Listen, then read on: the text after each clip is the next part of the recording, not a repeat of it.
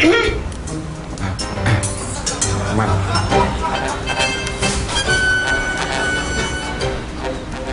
Mrs. Manaloto, last warning nyo na ito.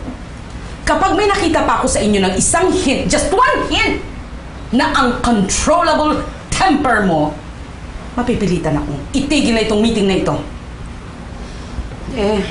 Sorry, Miss Parocha, pero sana naiintindihan mo ang pakiramdam ng isang nanay na katulad ko. Yes, of course. But we have rules and regulations dito sa eskwelahan na ito.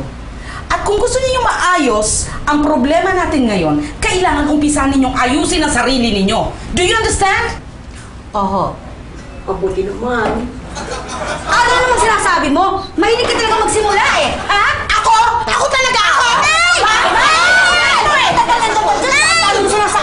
Pwede ba akong magsalita? Oo, syempre, pwede. Kwento mo, ano ba nangyari? Ako po yung nagbubuli kay Isabel, hindi po siya. Ano sinasabi?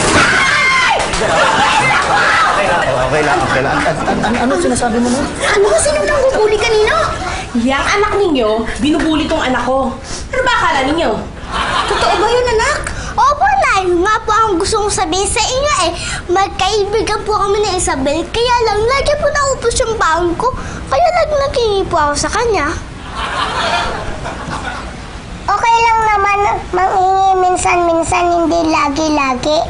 At saka dapat walang pilitan. Pag ayaw, dapat huwag kang mga agaw.